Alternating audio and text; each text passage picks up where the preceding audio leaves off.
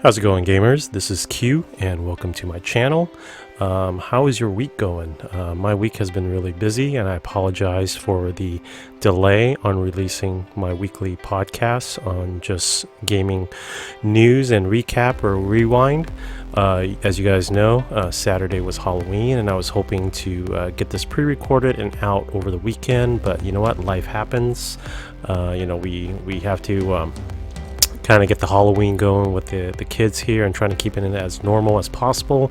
But I also got inundated with some work stuff where I have to finish up some presentations and some business strategy meetings for 2021. So I do apologize. I want to get these podcasts out on a more regular basis, releasing on a Saturday or Sunday over the weekend to kind of recap the gaming news for the week.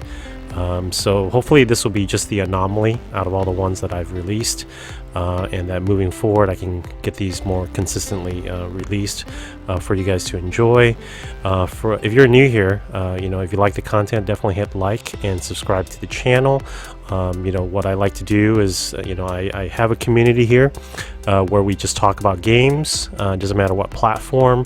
And if you want to just decompress away from your, day-to-day life and just, listen to somebody talking about all the latest gaming news and giving his perspective on it, with the intention of also giving a business perspective, then definitely I hope you guys enjoy this podcast and the topics that I go over. I use this as a way to kind of decompress away from my own personal life and work life, just because I love gaming, and this helps me decompress and kind of relieve my stress. So I do this for fun. I have a full-time job, so all this is done just for the community, and I love the interaction, and I love the fact that we've kind of grown this channel in the last month or so, slowly. But hey, you know what? You got to start somewhere, and if you guys are here as early adopters, it's going to be nice to see this channel grow over time as I talk a lot about games. I talk a lot about the tech industry. I'll also go over a lot of things that I do related to technology and the gaming stuff. I have a lot of videos on even non-gaming stuff. So it's just an average dad that's into tech, that's into games. I've been gaming since the 80s. So I definitely have a lot of perspective and experience I want to share with you guys. So with that, let's recap and rewind the week in gaming. And there was a lot of information that got released last week or within the last week that involves every aspect of the gaming industry, from PC to the consoles. And guess what, guys? We're less than 2 weeks away from the next generation of consoles being released in the PlayStation 5 and the Xbox Series X and S. But yeah, all the video cards that are currently on the market right now, from the RTX to the upcoming AMD, are being released or are already released in the month of November. So with that, there's a lot of topics to go over. So let's kick it off with last week and AMD's event, where they finally revealed Big Navi and they showed off the RX 6000 series card. And this was very interesting. They definitely took shots at NVIDIA and the RTX 30 series. And from a quick glance and my impressions of the presentation, they definitely came out swinging. And this is a good thing for PC gamers out there, is to have competition between NVIDIA and AMD, because it's only going to offer us better performing cards, better options to see which direction you want to go with when it comes to upgrading your PC. Now, from my past experience, I've had really good successes with NVIDIA cards. I do have a system where I did utilize an AMD Radeon card, and I find that the NVIDIA cards, from my perspective and my experience, to be a little bit more stable, to be a little bit more better performing. But that could change. Like I said, competition kind of flop back and forth, and we'll see how this generation of gaming graphics card are going to really compare. But one thing is for sure, NVIDIA definitely rushed out their RTX series card. I think the specs were very impressive. The pricing point is really competitive, but these cards are freaking very hard to find right now. So I just don't know if it's a really huge high demand that's out there, or if Nvidia cannot manufacture these cards enough to meet consumer demand. So here comes AMD announcing their cards and releasing in the month of November and December to hopefully capture that market that Nvidia is kind of dropping the ball on. So how much of that they're going to get will depend on their offering and what they showcase. And what they did showcase is pretty impressive. So if you guys don't, quick recap, they showcase the RX 6800 series card, the 6800 XT, and the 6900. Now the 6800 series card is MSRPing for $579, so $80 more than the 3070. But their next card up, which is the 6800 XT, is actually $50 less than the 3080. So that's an interesting price pairing between those two different models, because if you think about it, you're about $70 away from either getting the 6800 or the 6800 XT. So if you're already spending that much money, you might as well get the 6800 XT. So I'm wondering if that was done on purpose to really try to push people over to the 6800 XT. But we'll have to see how that works with their marketing plan. And then the 6900 XT is fully competing against the 3090 at $500 less. Now, the one thing that I took away from the AMD is that you would notice that all their cards, regardless of which series you pick, has 16 gigabytes of video RAM, so GDDR6. So compared to the Nvidia cards, which actually has a lot less RAM. So from a performance standpoint, if you have a video card that's pretty comparable in processing with the competition, but you have more RAM, I should expect you to perform much better, right? So the interesting stuff is they had the comparisons, and the lower grade card, the 6800, definitely consumes less power than the Nvidia card at 250 watts, and from the benchmarks, it's definitely outperforming the 2080 Ti by a lot of margin, right? And the one caveat to this is that their graph was based off of enabling smart access memories. So this is a new feature that they're throwing into all their Radeon cards. And if you pair the card with an AMD CPU, especially the new Zen 3 CPU, you have the ability to unlock smart access memory, where it allows the CPU to get full access to the video RAM to really boost some of the performance. And they've stated that the performance would be anywhere between 2 to 13% depending upon what games, and these are games that are not optimized using the smart access memory feature. So I would say on average, when I saw the graph between 3 and 13, I would say a good estimate would be about a 5% increase, which is very marginal. You're probably not going to see too much in the real world situation when you're playing games, but either way, for benchmarks, they had the smart access memory enabled, and it beat out the 2080 Ti. There is no comparisons to the 3070, but we'll definitely speak about that, because over the weekend there was a leak that showcased the benchmarks of the 6800 against the 3070, and with ray tracing on. So with ray tracing on, it definitely beat out the 3070. But then when the 3070 enabled DLSS, which is the deep learning super sampling, it actually performed much better than the 6800. Now, AMD hasn't really showcased their version of DLSS, so I'm assuming this is going to be part of the Microsoft DirectX suite that goes into machine learning and optimizing the video. And I think it was kind of hinted during the conference with the Fidelity Fx. So I'm wondering if that is going to be their version of DLSS, but on the AMD side. So we haven't seen benchmarks of them utilizing something like that to see how it compares, but without it on, it did beat out the 3070. But again, the caveat is with smart access memory enabled. So if you're using an Intel CPU and you don't get that access, I'm wondering what is the true benchmark of the card compared to the 3070 from Nvidia, right? So I just want to kind of note that it was a very interesting leaked benchmark over the weekend. and definitely some things there. And usually I would say hold off until the cards are actually in the wild and you see actual comparisons on actual games against each other on each of these cards with identical CPUs to really see what kind of performance. But I mean, it's going to be pretty close. So I think either way, if you're an NVIDIA or AMD fan, I think your future is bright with the generation cards that are coming out this year. And then with the 6800 XT, which competes against the 3080, being $50 less and operating pretty close to the 3080, I think this is where their sweet spot is. I think this is where they will probably get the most traction selling the 6800 XT. And on top of that, it consumes less power. So that's the other great feat with what AMD has accomplished here, is that they built an architecture where they're consuming less power.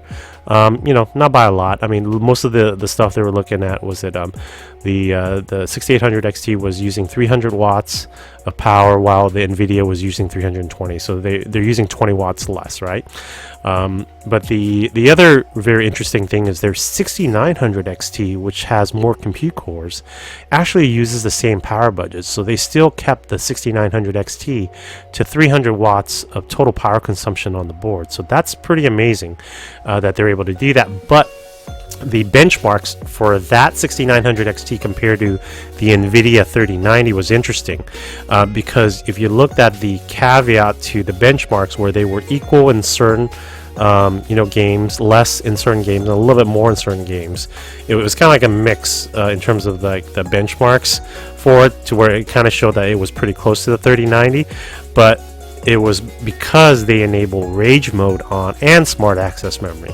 So that means it was benched on the numbers that they got were done on an AMD Zen 3 processor and with rage mode on. And what rage mode that they've announced at the AMD showcase is their one-click overclocking. So this is the boost clock speeds for the card to get to that. So it's a very, a lot of these, I always look at the business side of things because it's always interesting to see how companies position numbers, because you can make numbers do anything to your advantage, and the fact that even in this presentation that AMD showcased their cards, they talked about ray tracing, but you got no ray tracing benchmark numbers, which was interesting to see how well their ray tracing is compared to NVIDIA. And for a lot of you guys out there who think ray tracing was developed by NVIDIA, it isn't. Ray tracing has been around for decades, and it's now being implemented in consumer grade GPUs because the processor is fast enough to deal with the ray tracing calculations. So the fact that NVIDIA calls their card RTX, and you see a lot of settings in PC games that says enable RTX, to make it seem as if ray tracing is an NVIDIA technology. It's not. It's a standard technology that's been in the computer graphics space for decades, and it's just now being done in real time with additional, compute units on the GPU because of the processing power that's available now. So those are some of the early tidbits and notes that I'd taken away from the AMD press conference. Other things that I noticed was their ability to highlight their Infinity Cache, which I think is going to be a huge big step in this front in terms of the graphics engine. AMD also announced their smart access memory, which I talked about earlier, which really leverages their Zen 3 processor and giving the CPU full access to the memory, which I think is going to be a pretty good feature set if games are optimized for it, and we'll see about that. We talked about the one-click rage mode. The new GPUs are all in 7 nanometer manufacturing process, so definitely very super efficient when it comes to the die size. And then they talked a lot about ultimate latency reduction technology, which is going to help with the competitive gaming market when it comes to these competitive shooters and games that require quick reflexes. So 37% in reduction in lag is pretty significant when it comes to those type of games, but I think that's only important if you're into those fast-paced action type games. And then they talked about their next generation visual Fidelity Fx, and that's where they started highlighting several features within the Fidelity Fx, which was contrast adaptive sharpening, a denoiser in ray tracing, variable shading, an optimized ambient inclusion, an optimized screen space reflection, and then super resolution. So this is where I was looking at this, I was thinking, well, that super resolution looks like it's either checkerboarding, or they can be using machine learning to do the super resolution similar to DLSS. Same thing with that contrast adaptive sharpening. They could be using some type of machine language algorithm to really enhance the contrasting tones within the images to give sharper images and things like that. So it's going to be interesting to see how that gets fleshed out and which games do support it. I think in the next couple of weeks we'll hear more about the Fidelity Fx and what games actually are going to take advantage of those feature sets. So yeah, all in all, it was a very good conference, a lot of really good things. And one of the things that really, highlighted it for me when looking at the whole presentation was they also talked about full-on Directx Ultimate features, which basically Directx is an API that allows developers to really take advantage and harness the hardware performance of the GPU. Directx has been around for the longest time, and if you guys don't know, when Microsoft got into console gaming and released the Xbox, it was because they got the Xbox name from Directx. Because they were pushing gaming with this API tool set that was going to make gaming developing easy on the PC. And I think one of the key factors with them, with AMD working with Microsoft on DirectX 12 Ultimate, is that this is going to, segue over to the console space with the Xbox Series X and S, I believe, because DirectX is a Microsoft tool set, and they're helping AMD develop these tool sets for enhanced DirectX ray tracing, variable rate shading VRS, mesh shaders, sampler feedback, and then also the direct storage API, which is the SSD on the PC gaming side that will allow games to load faster. So all these tool sets are also being utilized on the Xbox Series X and S. And what this really does is it unifies the coding experience between PC and console, especially the Xbox systems. So basically, as a developer that's not first party, and it could be first party because Microsoft's releasing their games on PC as well too. Basically, when you code for one, you code for the other. It makes it very seamless. If the architecture and the APIs being utilized on both PC and console are the same subsets of tools, right? So it's going to make it easier to adapt, when you're building that. And that's going to bode well, because I think in this generation of consoles, what we're seeing, and the biggest complaint when the PS4 got released and the Xbox One, was not only the CPU, but also the GPU was very old. It was a couple of years old. And and look at how much power that was squeezed from those particular GPUs being very old tech, right, and old gen for the PlayStation 4 and even the Xbox One. So the fact that now these new generation consoles are using the same GPU architecture as what's being released in the consumer market in the same year, this is going to bode really well for the Xbox and the PlayStation 5, because we know that with a PC, it's a multifaceted machine. So there's going to be other utilities, other applications that have to run with the GPU for not just gaming, but for productivity software suites and things like that. Whereas the gaming consoles, with the same architecture, their APIs and their interface to the graphics core is going to be much more closer and much more efficient, so they're going to be able to push more. So even on paper, technically, when you look at the cores and the processing and all that stuff, and it might seem either on par or less than what's available in the 6800 series, they're going to be able to squeeze a lot more out of it because it's a dedicated gaming machine. They can optimize it, they can get things out of it more than what a standard GPU on a PC is going to do. So that's going to give at least the PS5 and the Xbox Series X a major advantage for the next couple of years. And granted, if you're a tech person and you're looking and you're counting GPU, the GPU, and you're counting teraflops, I mean, all the graphics card that are being launched by AMD and Nvidia has double or more teraflops than the PlayStation 5 and the Xbox Series X. But it'll come down to the games and how well they perform in real world performance situations, and I think the consoles are going to really surprise a lot of people, even on PC. At least for the first year or two, it's going to be on par, and then I see the PC gaming gradually, exponentially pulling away from the console and doing a lot much more, but it's going to be interesting. Like I said, the third-party stuff's going to have to be optimized for the consoles, but yeah, it's definitely it was a good conference by AMD. A lot of good information. Then right after the conference, Microsoft or Xbox tweeted out that the Series X and S are the only next-gen systems with full RDNA2, and this caused a lot of banter back and forth between the fan base, between the Xbox and the PlayStation 5 and the Sony fans. And man, I thought the politics in the US were the talk of the town, but I think console wars are even more toxic than real life too as well. But I think from my perspective, there's no denying that the PlayStation 5 is RDNA2 as well. Mark Cerny stated this in the Road to PlayStation 5 presentation a couple months back, and even in the teardown, they reference RDNA2, and even AMD has tweeted out that the PlayStation 5 uses RDNA2 architecture.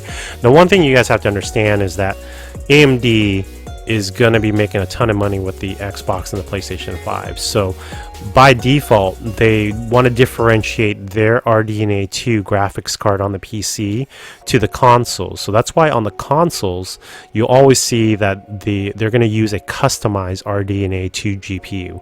Because it's not going to be identical. They're using the architecture of RDNA2 that's on the PC, but they're going to be modifying certain things just for the console space. And if you think about look at the PlayStation 5 with the amount of compute units that they have. I believe the PlayStation 5 has 38 compute units. Let me double check here real quick. The PlayStation 5 does have, I believe, because I know the Xbox has 52 compute units, and 52 compute units, and the PlayStation 5 has, let me see, I'm looking at all the specs here to see if, no, this one doesn't, here we go, 36, okay, I apologize, I got too many things open up here, but okay, so the PlayStation 5 has 36 compute units and clocked up very high at 2.23 gigahertz, so this is almost like what AMD showcased on their cards, where the cards in boost mode were operating at about 2.2 gigahertz. Whereas the Xbox has more compute units at 52, but it's clocked at 1.825. And if you look at the specifications, and I like to compare it to the 6800 because that's their baseline RDNA2 card, and looking at that has 60 compute units. So the Series X is 8 compute units less than the 6800 series card, and it's clocked at a slightly higher rate, not by a lot. It's at 1.825, whereas the AMD 6800 card is at 1.810. So about, it's very marginal, right?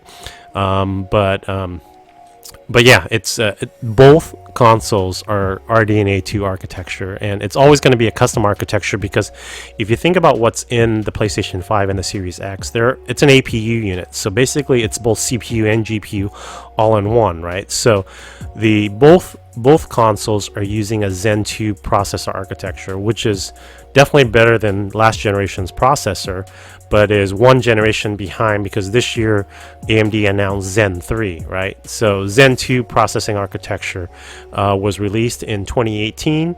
So Zen 3 just got announced this year. So it's a 2-year-old processor, but you know what, the amount of cores and where it is compared to what was in the old PlayStation 4 and the Xbox One, it's a huge leap, huge jump. So I think from a processing standpoint, they're fine going with the Zen 2 architecture. I think if anything, I would rather them invest in the GPU, and that's what both companies did with AMD. They invested in the GPU and they built an architecture off of the RDNA2. So I think this is going to bode well for if you guys prefer to play on PlayStation 5 or Xbox and you guys don't have the funds to build a PC.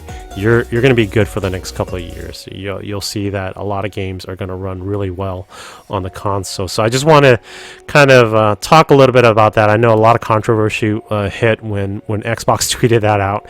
I thought it was a little bit funny, but I think it's all marketing, guys. This is all like a marketing play, PR play, because it's all about piggybacking on whatever the trending topic is. And Microsoft knows that they can say they're full RDNA2 because guess what? They're using DirectX as the API. Now Sony is not going to use DirectX. They've never used DirectX. They created their own APIs to interface with the hardware. They did it with PlayStation 4. They're going to do it with PlayStation 5, and they'll be fine. I mean, if you look at what Sony was able to do from a first-party perspective and pushing out what they did with the PlayStation 4 in terms of graphics, you're not going to have a problem with them with their own APIs getting into those compute units and doing ray tracing and all that other stuff. So I think only time will tell on whether or not the PlayStation 5 and Sony has written APIs to do VRS, the variable rate shading, the mesh shaders, the sampler feedback. The direct storage API, Sony definitely has their own because they have a special controller that handles the high-speed SSD, right? So again, it's I wouldn't put too much stock into what's going on, guys. If you guys are, like I said, this channel is all about sharing information and giving you my perspective on things. So if you guys are stressing over this, don't. It doesn't matter which one you choose. You're in pretty good hands with what they did with AMD. So I just wanted to kind of discuss that. And as we go on from PC gaming news over to some console news, let's start off, since we've been talking about Sony. Let's see and recap and rewind some of the news that came out of Sony's front in the last week. So the biggest news is probably Destruction All-Star Derby being delayed to February of 2021 and not a launch title. I think a lot of people did not really see a big push on this game from a marketing perspective, and on top of that, I don't know if people are willing to pay $70 for this game. Again, next generation pricing is going to be $70, $10 more than what current gen pricing is. So the fact that it's been delayed and they're going to add it to PlayStation Plus for 2 months for free, this really tells me a lot from a gamer perspective that they probably are not confident that this game is going to do well at $70. So what they're going to do is most likely give you 2 months to try it out for free to see what type of engagements they get from the PlayStation 5 user base. Because keep in mind, the PlayStation 5 is going to start out with a very small user base. You're going to get the early adopters on both sides of the platform, whether it's Xbox or Sony, and they're probably going to sell about 1 to 3 million units probably in the first quarter, depending upon if they can produce that many. So your user base is going to be a lot less than the PlayStation 4, right?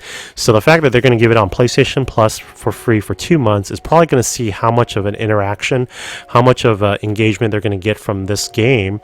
And then I bet you after the 2 month, they will either decide to continue it or they're going to sell it at a discounted price. I don't think it's going to sell for $70 unless they really put a lot of content into it. But from what I saw of it, it almost reminds me that the game is probably going to go free to play. We'll have to see. Let's wait until the game comes out, try it and see if it's worth the money to spend on it, or if this is something that probably will fall under the free-to-play model for certain games that are multiplayer, right? So but they did state they're refunding all pre-orders, and and I think that's a good thing here.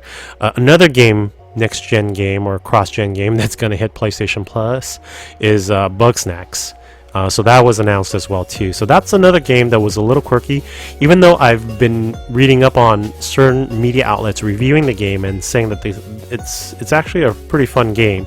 It's a unique and interesting game. I just don't know if it's a mass consumer market game to highlight on a console launch. And the fact that they're going to give it for PlayStation Plus members, I think bodes really well. It's like they packed in that Astrobot game for the PlayStation 5. You know, it's going to be interesting to see if the Little Big Planet game is going to sell well at the price that they're going to. I think right now their two marquee titles for Sony is going to be Dark Souls and Spider-Man. And it's going to be interesting to see how they're going to follow up with the launch, right? Because this is coming out in November. So what's their next big title in December? And this is for Sony and Microsoft. What's their next title in January, in February, in March? And because one of the things that if you look back at the success of Nintendo and what they did with the Switch is they had a continuous stream of games every month. Some very high quality ones, first party, and some filler-ins from third parties. So it's going to be interesting to see how they divide this up and how they keep the momentum going for people that adopt early with the PlayStation 5, right? So I think it'll be interesting to see, but yeah, definitely, you know, those are the two news on games that were PlayStation 5 games that now are going to PlayStation Plus, and I have a feeling they need to also combat Microsoft and Game Pass. So having some of these games on PlayStation Plus, whether it's permanent or temporary, is a good thing, and it's a perception thing, right? So it's a marketing thing, so it's good. And then this past week, PlayStation 5 retail boxes went out to media outlets, both in the U.S. and in other regions like EMEA, but also a lot of influencers got this, and they were unboxing the system, and man, is this system huge. I was just looking at the size comparisons. I saw one or two channels that compared it against the OG Xbox and the PlayStation 3, and man, I thought the PlayStation 3 was going to be the last big system that Sony produced, but man, was I wrong. This PlayStation 5 is bigger than the OG, the original fat PlayStation 3, and I have one. I bought it when it came out, you know, for was it like $600?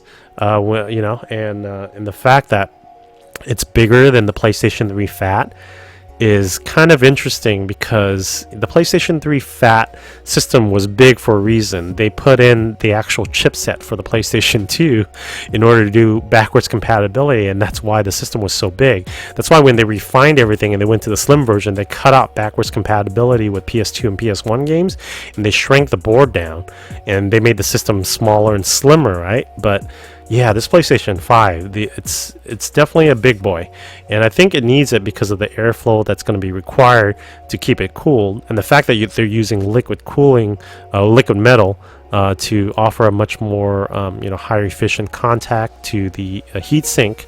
I think is going to tell you that the system is going to be running really hot, especially with those clock speeds for the GPU. So yeah, it was interesting to see the unboxing and really to see it compared to other systems, even the Xbox Series X. And yeah, it's going to be a big boy. I'm going to have to. I personally think the next generation of systems, both my Xbox and my PlayStation 5, I'm going to have it in the vertical position. I think they just look better vertical. There's no way I'm going to put them horizontal, just because I think airflow wise it'll look better in a vertical position. So yeah, so not only did we saw the unboxing, but then we saw some hands-on with the DualSense controller, so it was really cool.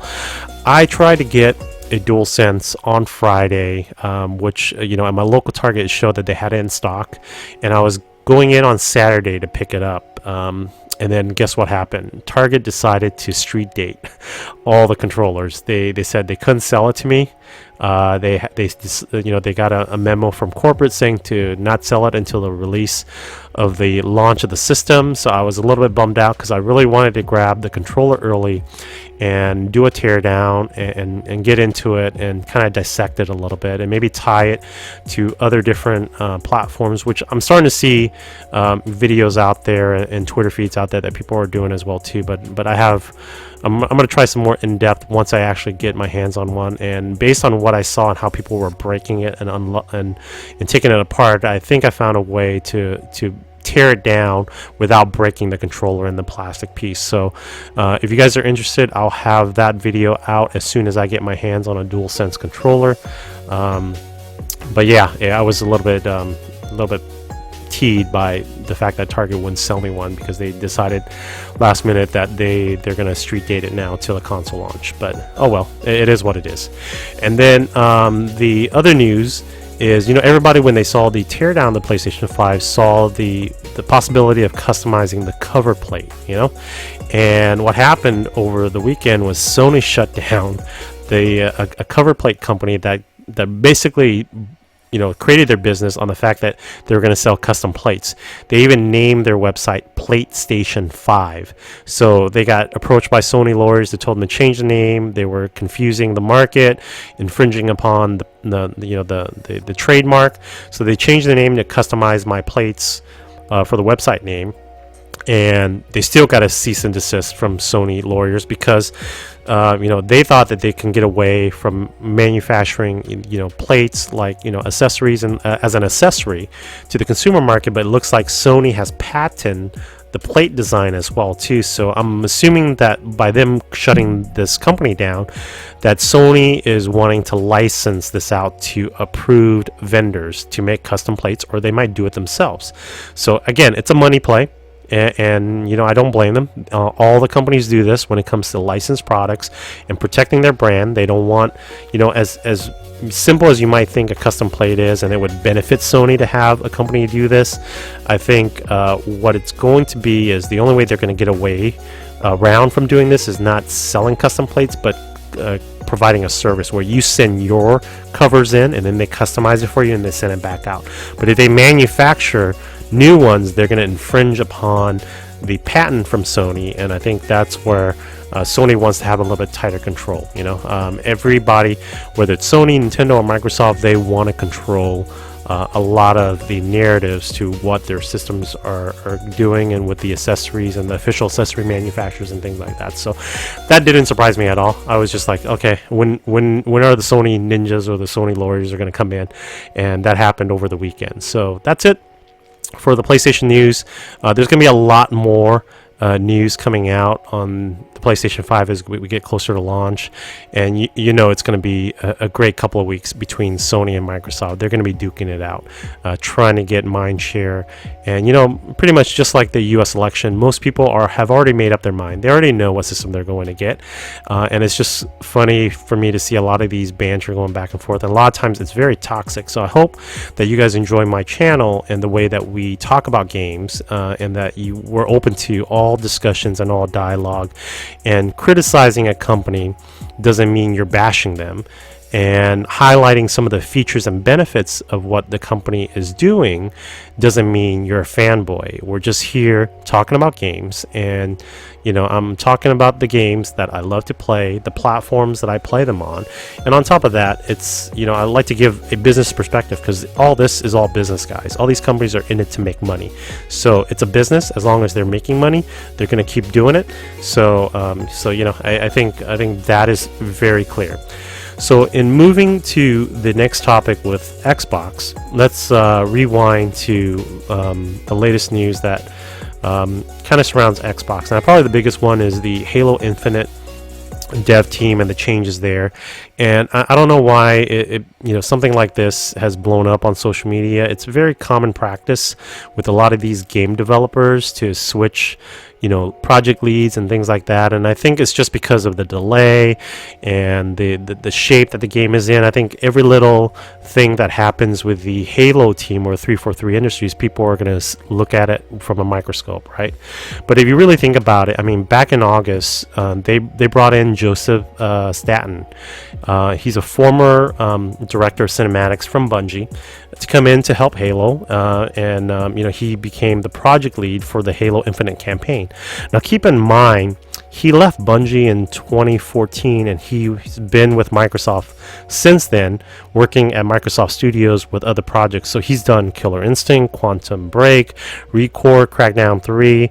So I don't know if he likes to put Crackdown 3 on his resume, but he's been with Microsoft. So he basically just shifted around Microsoft, went to the Halo team, is now project lead for the campaign, and then Chris Lee was asked to vacate the position, and pretty much that means, hey, look for other work somewhere else if you can find it within Microsoft, but if not, you have some time to go elsewhere, right? It's a nice way to kind of tell somebody that, hey, thank you for your services, but you're not needed. We're moving in a different direction, right?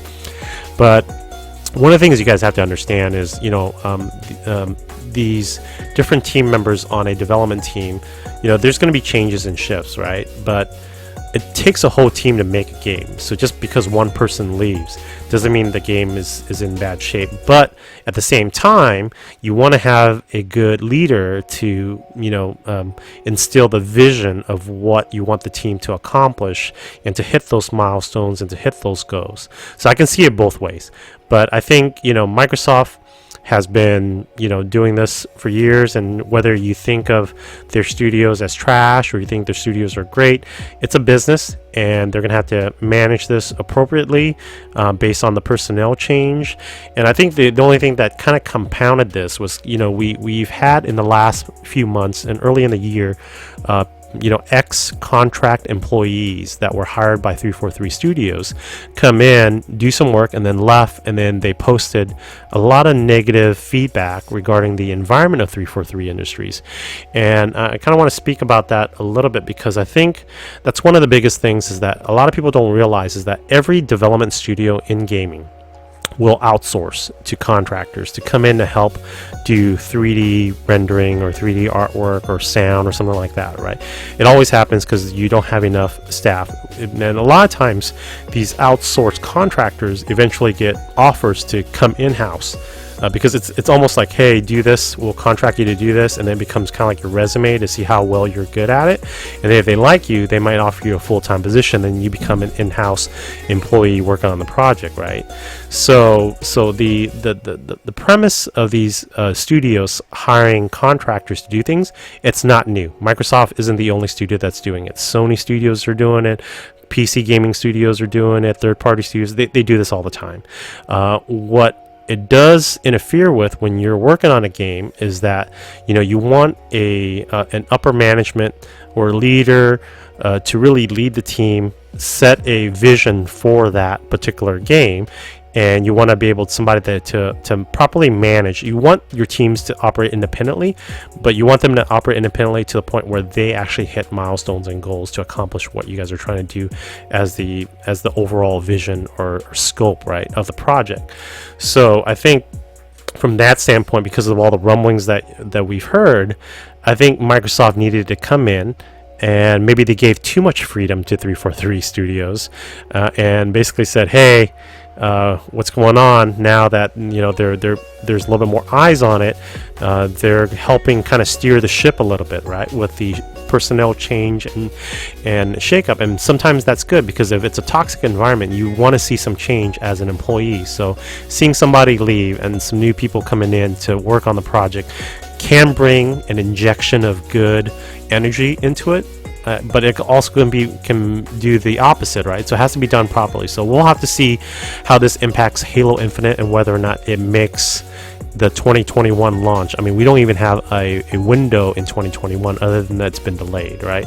So we'll definitely have to wait and see there. So I think that's my perspective on it. I'm not going to think too much of this just because I've seen this happen, very common in the industry, and I don't think there's anything to worry about. I think if anything, as long as the next update you're seeing the latest footage of Halo Infinite and it's looking much better than what it was shown earlier, I think that will erase all these little things that are being popped up on social media and being discussed right now, which doesn't really need to, because we're from the outside looking in. We're not insiders into the development community at 343 to even state anything, right? So it's all conjecture, it's all opinions. So I would say if you're a huge Halo fan, don't worry about it. And just wait until the next update, and we'll see, and we'll discuss that as it comes out. So then another news that came out for Xbox that we're talking within this week was the release of Watch Dogs Legion's footage captured on the Series X with ray tracing, 4K at 30 frames, and it looks really good, guys. I was finally a video footage of gameplay captured on a Series X in 4K with ray tracing on, because I think this is what the fans wanted, and quite frankly, this should have been, you know, shown much earlier, because if you look at some of the walkthrough scenes of Watch Dogs Legion, and there was somebody on Twitter that I saw that took a screenshot, like a video capture shot of this, and then compared it against Spider-Man Miles Morales, and I mean it's pretty on par for both. So you know both systems are doing ray tracing. They're going to do 4K. It's going to be capped at 30 frames, and if you want the performance mode to get 60 frames, you're not going to get ray tracing on, you know, but the game's still going to perform really well and still look very good, right? But the ray tracing does make a huge difference. Now, ray tracing isn't for every game, guys. Like for Watch Dogs Legions, where it's in a city environment, modern architecture, it definitely would benefit from ray tracing and all the reflections. I don't know if ray tracing would benefit a game like Assassin's Creed Valhalla, where, you know, you really don't want a shiny coat on all these reflections. You want it to be a little bit dull because of the nature of the environment in the game. So yeah, don't expect ray tracing to be fully in every single game, next gen game out there. It's going to be very specific. And again, ray tracing doesn't have to be just glass or mirror reflections. It could be ray trace shadows, things that they can do in real time. But again, there's a tax to ray tracing, which is performance. So I think it's going to be interesting to see how third party and even first party deal with how they balance ray tracing with image quality versus performance. And I think that the things that you see in PC are now being applied to consoles, where it's going to allow the user, you the gamer, to decide whether you want performance mode and high frame rate, or if you want image quality mode, which is great visuals but locked at 30 frames. So, you know, if it was up to me, I would baseline everything at 60 frames and try to reach image quality at 60 frames, but I think that is going to be probably the next generation. You know, I had hopes that this new generation, was going to usher in 60 frames per second as the baseline, nothing less than 60 frames, but that's clearly not the case. And maybe the next generation, we're going to have enough horsepower to where 60 frames is going to be normal, because, man, once you play a game in high performance mode and then you go back, it's such a huge difference. And probably you know, years from now, we're going to look back at these PlayStation 4 games and go, man, how did we ever play that? You know, and it's going to be that way, because I'm already looking back at some of the old generation games. I'm like, how did I ever play those games back then, when I thought it was super cool when it comes to the graphics, right, and the gameplay. So it's going to be the same way. But yeah, I think this bodes well, gives good momentum for Xbox going into the next generation launch, especially since their launch lineup is really weak. They're going to be relying on the backwards compatibility and a lot of the cross-gen games. But, you know, if you got Watch Dogs Legions with what they're doing, I can't wait to see Cyberpunk and to see what type of image quality they can get, or performance, out of the PlayStation 5 and the Xbox Series X. And in talking about Cyberpunk, that game just got delayed, and it got delayed to December 10th, and I think a lot of people were kind of shocked by this, because it stated that it did win gold, and usually when a game goes gold, it's ready to be formalized, printed, you know, for production, mass production, for physical copies. Digital copies is much easier to prepare for. But I think one of the things, if you really go deeper into why they delayed it, I think it's very clear and very evident that the game has been optimized for PC and optimized for next generation, the Xbox Series X, S, and the PlayStation 5. What's the bottleneck now is that they're finding performance issues in the current gen systems, in the PlayStation 4 and the Xbox One. And the reason why they're delaying it and they're not launching it, you know, with the PC market and the next gen market, and not, you know, worrying about the old gen market, is because the old gen systems, the PlayStation 4, there's over 100 million units out there. The Xbox One, even though it didn't sell as much as the PlayStation 4, there's over 50 million Xboxes out there.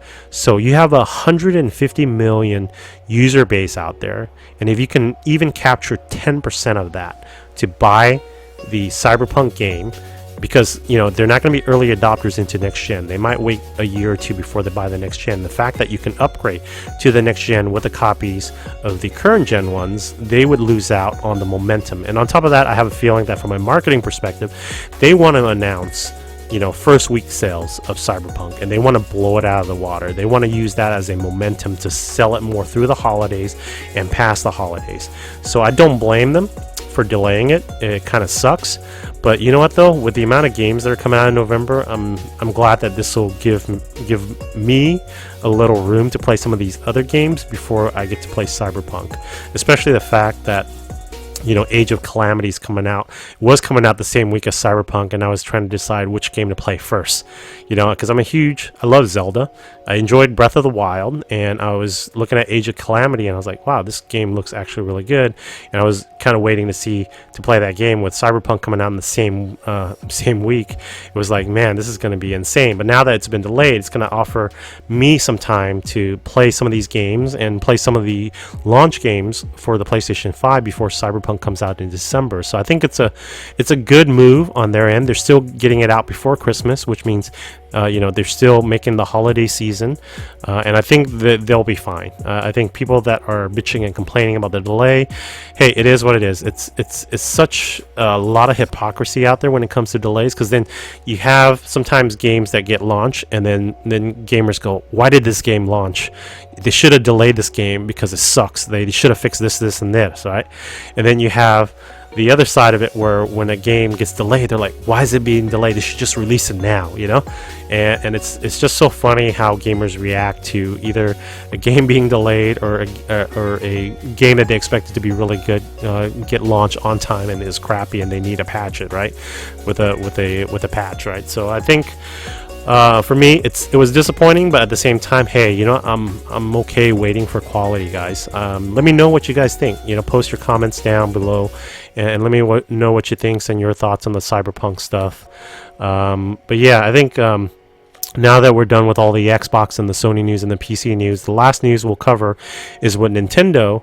And in the last week, Nintendo surprised us with a Direct Mini third-party partner showcase. Sorry about that. It's been a long day for me, and there was a lot of surprises. It was super interesting. They showcased it with Bravely Default 2, which has a huge fan base on the mobile side of the gamers that have played it on the DS, and it's been delayed to February, which is, I think, good, because I don't think they were able to launch that out this year with a lot of the stuff. A lot of games got delayed till next year, and I think that's a good move for them.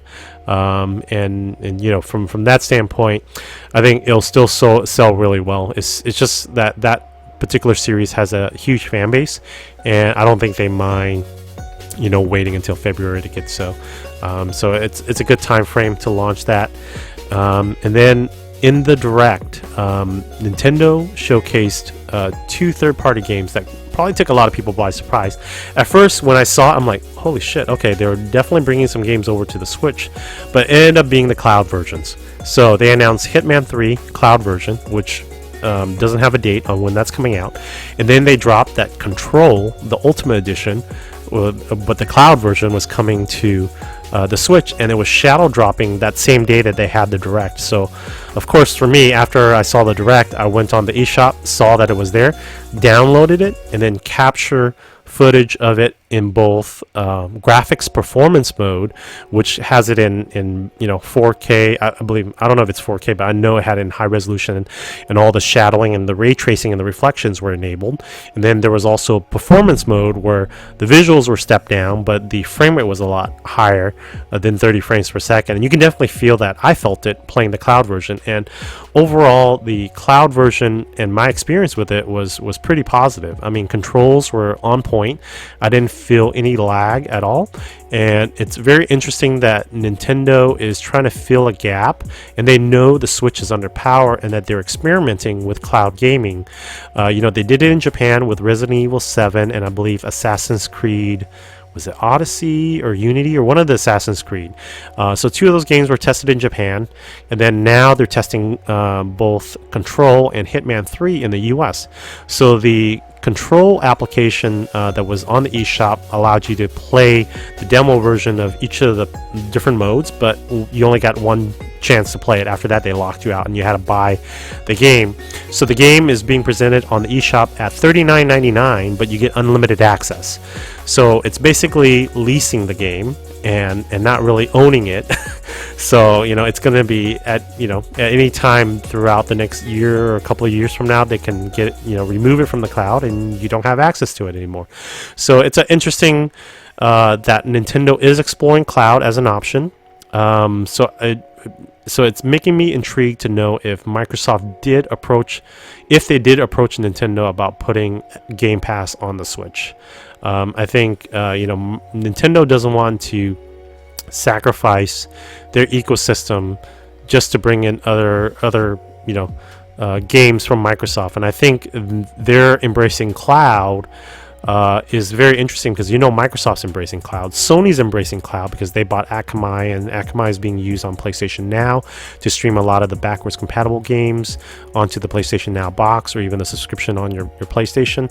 So it's interesting now that Nintendo is getting into the cloud space, and I'm wondering what their strategy is moving forward outside of these two games. What other cloud games are in the books? Some smart, I would say, hackers have looked into the metadata of the cloud application of Control, and there's hints of Resident Evil 3 being the next version. And it wouldn't surprise me with the relationship that they have with Capcom. If they can't get it natively on the Switch, the cloud version creates an alternative. But again, cloud gaming is not for everyone. And it's going to be interesting to see. I think Nintendo's testing the market to see what the reception is, who's going to really gravitate to it, and how is this going to play in. And I think overall, it's if they want to dabble in the cloud market, they need to build a subscription model similar to Microsoft and Game Pass, where if you get Game Pass Ultimate, xCloud is included, and you're able to stream through the cloud the whole Game Pass library to your mobile device.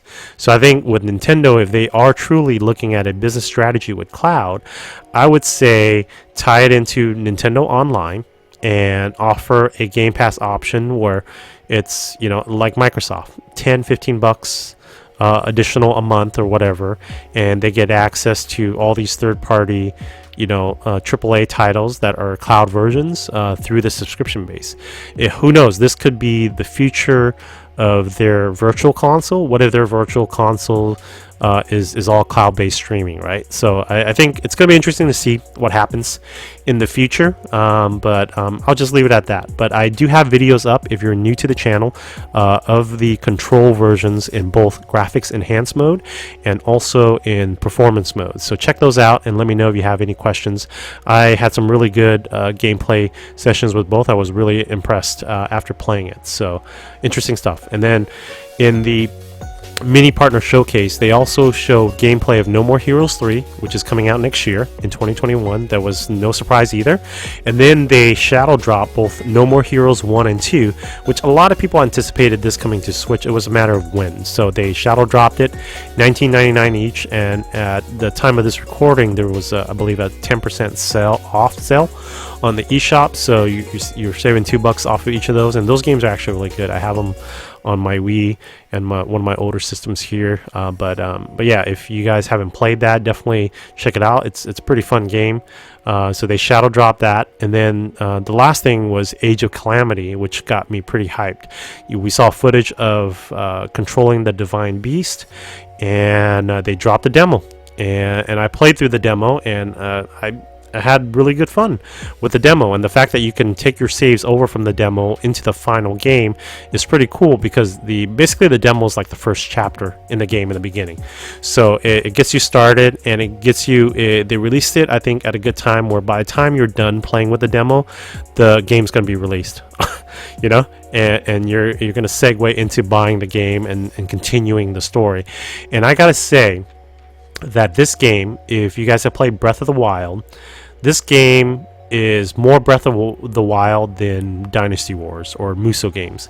It definitely has the gameplay of a Musou game and a Dynasty Warriors in terms of just the sheer amount of enemies and combos and all that, but at its core and at its foundation, it's a Breath of the Wild prequel, man. It's there's a lot of, not only is the engine in whether it's the Breath of the Wild engine or it's a modified engine, it has the Breath of the Wild look, but there's a really good story foundation in this game. And if you guys are curious to know the story behind how all this happened, because it was very vague in Breath of the Wild, This game is a must-have. I think it's clearly worth the $59, and you're gonna have a lot of fun. The gameplay, I really enjoy the action-oriented gameplay and the way it's set and structured, but the story is what's gonna keep you going. I think the story is well paced so far in the demo, and the way it's presented, it's gravitated, it's kept me engaged. So from that standpoint, like I said, if you guys again are, if you guys play Breath of the Wild and you guys really want to enhance your playability and understanding of what happened, I think this is a game to pick up, and it'll hold you over until Breath of the Wild 2 comes out. And just like everybody that is on social media talking about this, I believe that it's going to fill in some gaps, and it's going to have some things that are going to tie into the sequel, because I think Breath of the Wild was vague for a reason with certain aspects, because they probably knew that if this game took off, that they had a plan to do this prequel and a plan to do a sequel. And I think it's really well thought out. The storyline's going to unfold even more. So for the people that complain about the story being a little bit weak in Breath of the Wild, I think Breath of the Wild was kind of like the beginning, the tip of the spear, and after that you're going to get Age of Calamity, Breath of the Wild 2, it's going to go deeper into the story. It basically, to me, Breath of the Wild captured the reason why it scored so high, perfect scores across the board, is it brought together a gameplay dynamic never seen before in Zelda, but took the open world genre into new realms when it comes to traversing the environments and doing things with physics within the world, that everybody had a different experience even though you had the same ultimate end goal, right? So I think definitely pick up Age of Calamity if you guys are really into it. It's much more faster pace, but definitely the story is what's the glue that's sticking it together, and definitely something that I would recommend. And then to close out some of the last minute, the last Nintendo news for the week, some updates came out for Mario All-Star to update that game with the inverted controls. I don't know why this wasn't done in the beginning, but there was a quick minor update. So for people that were complaining about the controls in Mario All-Star, there's an update that's out there. Smash also got an update because there was the whole Steve meat thing, so they nerfed that. So that was a little bit hilarious that got overlooked, or it just got memed out to the point where Nintendo's like, oh yeah, we need to take that out. And then lastly, to end the recap of the week, definitely some more rumors are being talked about the Switch revision or the Switch Pro with the rumor mini LED. Now, one thing you guys have to understand with all these console manufacturers, whether it's Nintendo, Sony, or Microsoft, once they release a system, their team is already working on the next iteration. Whether it's a revision or the next generation, that's already happening. So all these rumors about a Switch Pro, it's not hard to guess, guy. Anybody that has been in the industry long enough or has been a gamer long enough that's seen the trends that are happening know that Nintendo's working on a revision or a next generation Switch, if they keep within the family. And the fact that they're exploring mini LED really talks about Nintendo's go in terms of, if they stick with a hybrid nature, they want more battery life. And mini LED is going to provide a much more efficient use of power for the display. But then on top of that, the display is going to be able to really take advantage of HDR. And that's if Nintendo decides to adopt HDR gaming, because with a mini LED panel, because keep in mind, LCD screens, that's a technology that's across the board. Everything is LCD. The LED technology is just the lighting system behind the LCD in terms of how it lights up the pixels. And with the mini LEDs, they're very tiny LEDs that are clustered into different zones, and the more zones they have, the better you have in controlling the contrasting levels between nearby groups of pixels. So the fact that they're exploring mini LED and the technology where mini LEDs are right now with the consumer TVs, I'm gonna guess, in my opinion, that this is going to be in their next revision that's not coming out in 2021. If there is a revision coming out in 2021, I think it's going to be too costly to go with a mini LED screen. I think this is probably 2 to 3 years away when this will be their next generation. And I think if you've been at the channel, and I've talked about this in the past, I believe that Nintendo's gonna, when they do a revision, it's like an iteration, you know, it's minimal increases within the line until they bring out like a full-on successor, right? And the fact that the Switch is taking on this new, the Switch is going to be Nintendo's new platform. You know, just like how Microsoft is going to be using Game Pass as their new platform, not the Xbox console, the Switch is going to be Nintendo's new platform. They've built a huge success behind this. They're not going to cannibalize what they're doing because people are still paying $299 for their Switch system the way it is right now. So, you know, any revision is going to mean better battery life, which they did already, maybe a better screen, maybe a new controller interface with the Joy-Cons, maybe a new layout format, right? So it's going to be very iterative, yeah, but like a big jump in technology where you get, you know, 2 to 3 times the processing power, more RAM to handle games. I think that could be coming, but I just don't know if 2021 is too soon for that, because from a business perspective, why do you need to introduce something new when the old is still selling well? When you see the old decline, that's when you bring out the new iteration. So I don't see them doing that. If anything, I see next year the revision might be a Switch that has, you know, 64 gigs of internal memory, right?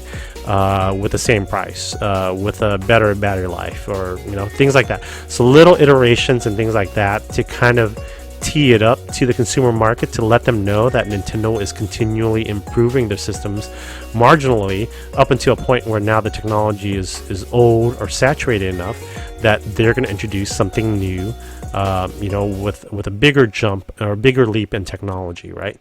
So I think if I was a betting man and taking it from a business perspective, yeah, don't expect the next iteration next year to be anything bigger or substantial than what's happening right now with the current Switch. I would place my money on more internal memory, you know, a much more improved battery life, and, you know, they're ignoring the whole Joy-Con drift. So maybe a new control format layout for the Joy-Cons. I mean, the Joy-Cons are dropping down in price, so maybe they'll release a new set of Joy-Cons that are maybe more of a Pro style Joy-Con with better components, better haptics. I don't know. It's going to be, like I said, a very incremental improvement over what they've had when they launched it. That's how all these systems do. You're going to see in a few years a much more efficient Series X, maybe a more efficient PlayStation 5 Slim, things like that. These are iterative and basically it's going to allow them to make more money selling the system either at the same price or reduce the cost and you know, get more of a user base. So yeah, I think that's kind of like my opinion on that. Let me know what you guys think. It's always interesting to talk and view all these business decisions from Nintendo, Sony, Microsoft, and even the PC industry and the mobile industry. And let me know down in the comments below, what are you guys excited for? You know, are you guys getting a PlayStation 5? Are you guys getting an Xbox Series X or S? Are you guys getting a Switch for the first time? You know, for me, you know, I'm excited anytime there's new hardware, and it's going to be it's such a great time to game right now.